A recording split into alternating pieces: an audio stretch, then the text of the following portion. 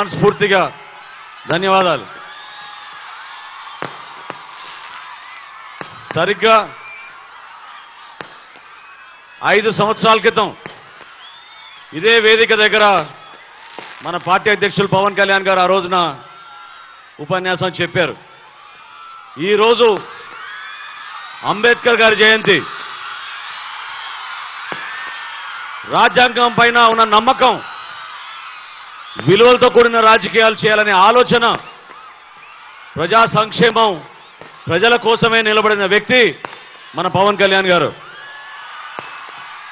ఎన్నో సందర్భాల్లో ఎన్ని అవమానాలకు గురైనా, ఎంతమంది ఆయన్ని విమర్శించినా ఆయన నిలబడింది కేవలం విలువలతో కూడిన రాజకీయాలు చేయడానికి కోసం, ప్రజల కోసం,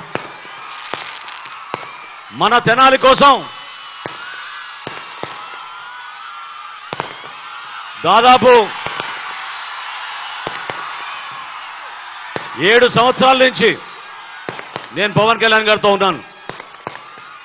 ఏనాడు కూడా మా స్వార్థం గురించి ఆలోచించలేదు.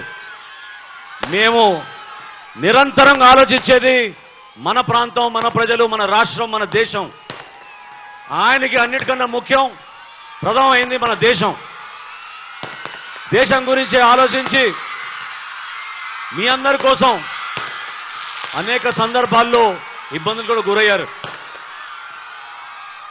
తెనాలి నియోజకవర్గంలో నేను 10 సంవత్సరాలు శాసనసభ్యుడిగా ఉన్నప్పుడు చేసిన అభివృద్ధి కార్యక్రమాలు మీ అందరూ తెలుసు.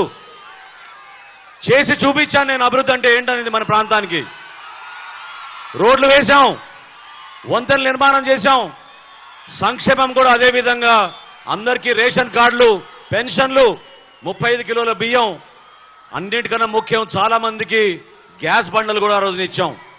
ఏనాడు కూడా తగ్గలేదు.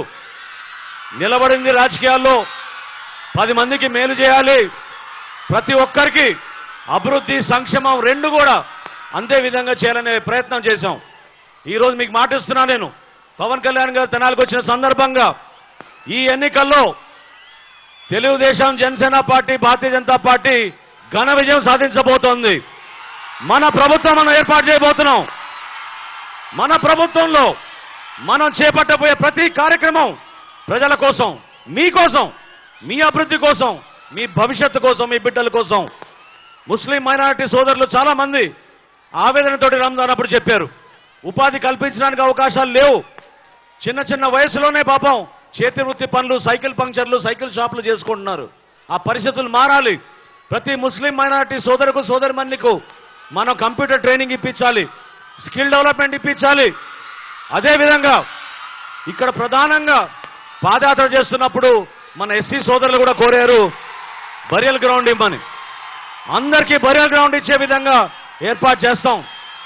బీసీ సోదరులు, మన యాదవులు, పద్మశాలీలు, నాయి బ్రాహ్మణులు, విశ్వ బ్రాహ్మణులు చాలా మంది కమ్యూనిటీ హాల్ గురించి ప్రస్తావించారు.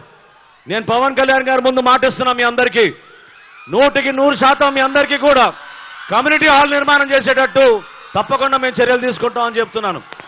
అదేవిధంగా మన ప్రాంతంలో ఉన్న రైతాంగం, కొలిపర మండలంలో మరి గతంలో జగన్మోహన్ రెడ్డి గారు వచ్చినప్పుడు ఏం చెప్పాడండి?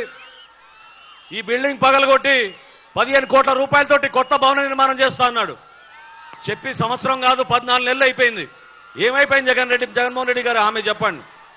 ముస్లింలకు షాదీ ఖానా అన్నారు, ఏమైంది? అదేవిధంగా కొలిపర మండలంలో అగ్రికల్చర్ మార్కెట్ యార్డ్ నిర్మాణానికి 5 కోట్ల రూపాయలు అన్నారు. ఉపన్యాసాల కోసం కాదు, ఓట్ల కోసం కాదు, నిజాయితీగా నిలబడాలి, అనుకున్న పనులు చేసి చూపించాలి. అదేవిధంగా పవన్ కళ్యాణ్ గారి దృష్టికి నేను అనేక సందర్భాల్లో తీసుకెళ్లింది, మన తెనాలి పట్టణంలో, మన నియోజకవర్గంలో ఏ విధంగా గంజాయి భయంకరంగా విస్తరించిందో, లా అండ్ ఆర్డర్ లేకుండా ఎంత దుర్మార్గంగా ప్రవర్తిస్తున్నారో మీ అందరూ చూశారు. ప్రతి కిల్లి కొట్టులోనూ, ప్రతి వీధిలోనూ ఈరోజు గంజాయి సరఫరా జరుగుతోంది. 100% మేం ప్రభుత్వంలో వచ్చిన వారం రోజుల్లోపే గంజాయి తెనాల్లో అమ్మే ప్రసక్తే లేదు.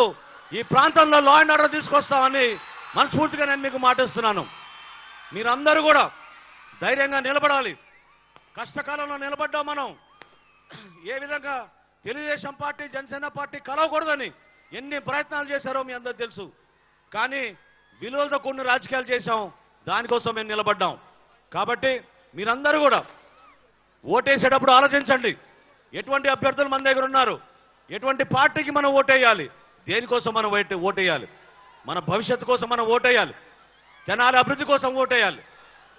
ప్రతి ఒక్కరు కూడా గౌరవించే విధంగా, సంస్కారం ఉండే విధంగా మన కళాకారులు ఎంత కష్టపడి ఒక అద్భుతమైన ఖ్యాతి మన ప్రాంతాన్ని తీసుకొచ్చారో అది నిలబడి వాడాలి.